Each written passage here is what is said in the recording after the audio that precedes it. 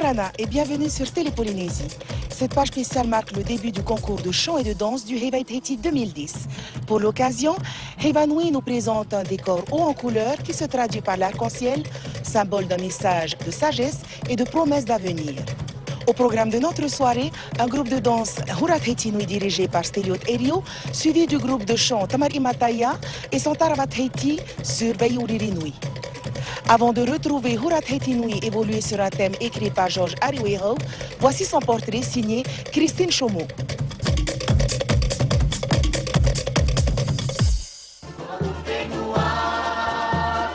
Hurat Tahiti Nui est né l'année dernière autour de Steliot Erio.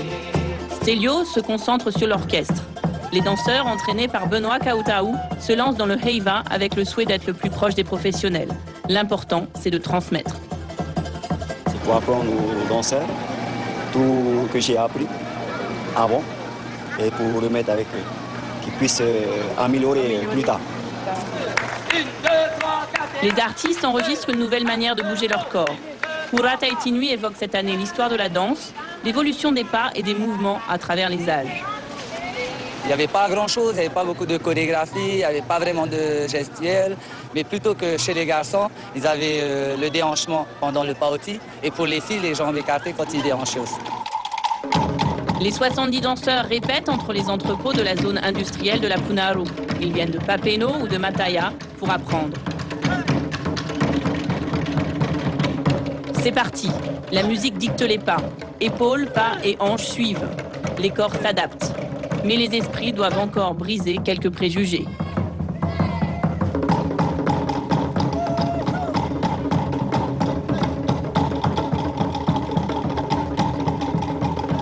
Le Hurat Tahiti maintenant c'est vraiment du farapo, alors que la danse à d'autant, c'était plutôt écarter les pieds et de tout bouger en même temps. Et pour nous ça fait aussi un peu honte. Steliot et ses musiciens donnent le ton.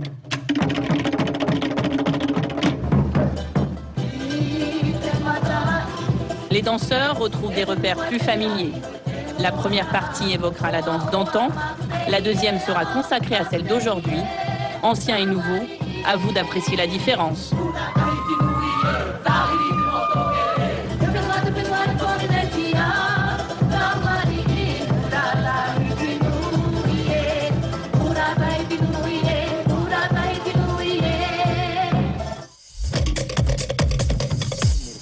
Et pour nous parler plus amplement de spectacle, j'ai le plaisir d'accueillir à mes côtés Caroline Erio qui supervise toutes les tâches administratives au sein du groupe, parce que c'est aussi la femme du président de Hurat Tahiti Nui. Caroline Nyorana. Nyorana. Alors, est-ce que tu pourrais nous parler de Hurat Tahiti Nui, surtout sur l'aspect préparation dans le cadre du Heiva? Comment ça s'est passé? Est-ce qu'il y a eu des difficultés? Si oui, lesquelles? Est-ce que vous avez pu les résoudre? Par rapport à la préparation, nous avons commencé à préparer pour le Heiva au mois de mi-avril. Le comité a décidé d'envoyer, de donner un thème au niveau de la danse et de la musique. C'est vrai, c'est très courant ça, la danse et la musique. Lorsqu'on parle de danse, en tant que professionnel, il connaît qu'est-ce que c'est la danse. Mais en tant que... Pour une personne, c'est la première fois qu'elle danse. Il faut que quelqu'un apprend par rapport à la base, par rapport au pas de danse, à tout ça. Il y a tout ça par rapport aux gestes. Ça veut dire quoi ça? Il y a un travail à faire au niveau de ça. Maruru Caroline pour cette interview. À présent, je vous invite à retrouver Hurat Tahiti Nui sur la scène de Toata avec son thème dédié à la danse tahitienne et les sons.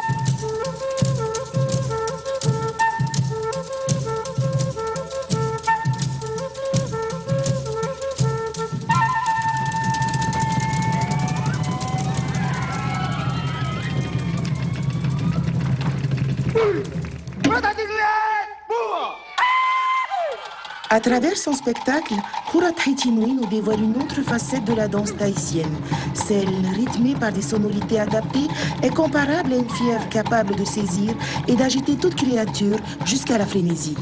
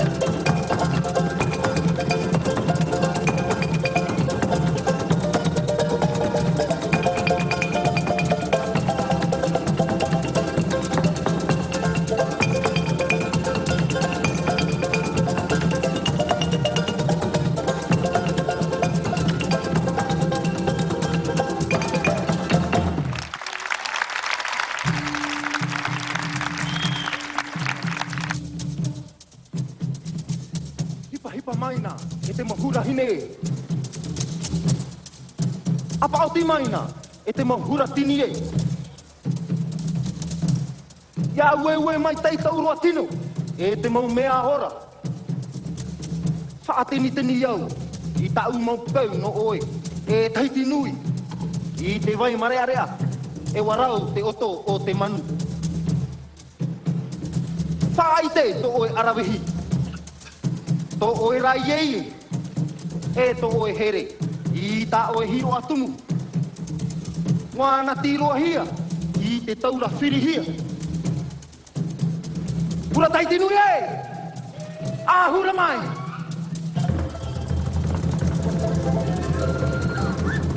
Pura taiti e, e tau. Les Heiva étaient innombrables avant l'arrivée des Européens. La danse traditionnelle s'exécutait collectivement et s'intégrait à tous les événements de la vie sociale qui étaient l'occasion de se réunir, s'amuser et festoyer. Tout était prétexte au divertissement dans la vie quotidienne.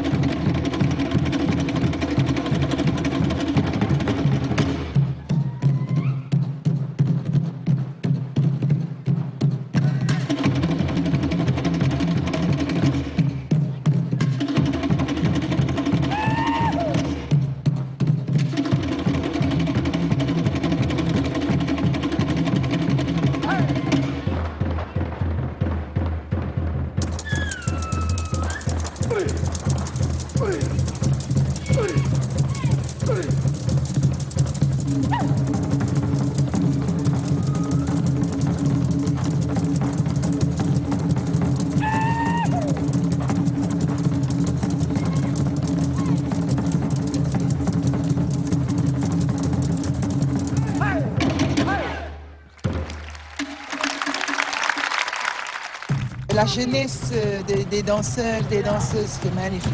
C'est un magnifique spectacle, étant donné que c'est un nouveau groupe. Donc moi je suis pas là pour juger, mais j'ai beaucoup aimé les danses, les costumes, c'était magnifique. Pour un groupe qui débute, chapeau. Eh bien c'est beaucoup de fraîcheur, beaucoup de bonnes choses et je suis bien content de les voir danser parce qu'ils ont montré qu'ils étaient bien capables et puis voilà, je suis très très fier d'eux. Bébé, qu'est-ce que tu penses du spectacle de Hurat Hetinui?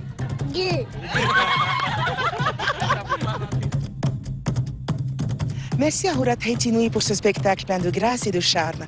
À présent, dirigeons-nous vers la côte ouest auprès d'un groupe de chants qui loue les légendes de Mataya au temps des anciens. Pour en savoir un peu plus, Lina Egberto et Mario Broders sont allés à leur rencontre. Portrait.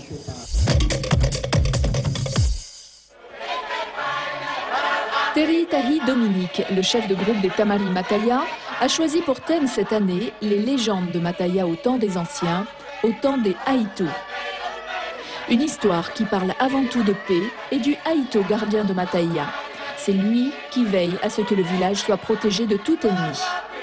La chanson parle également du pari-pari, de la terre, et loue le Dieu créateur et le Fénois.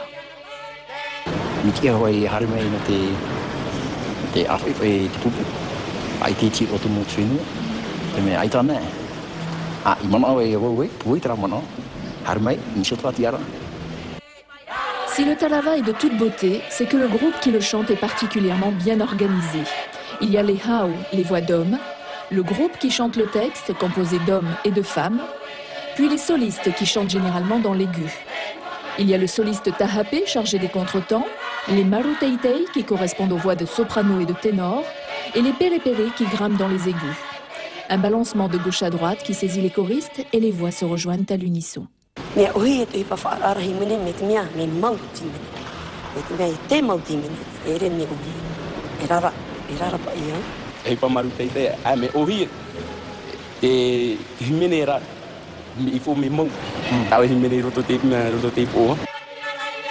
Il n'y a pas de partition, les artistes travaillent à l'instinct et à l'expérience.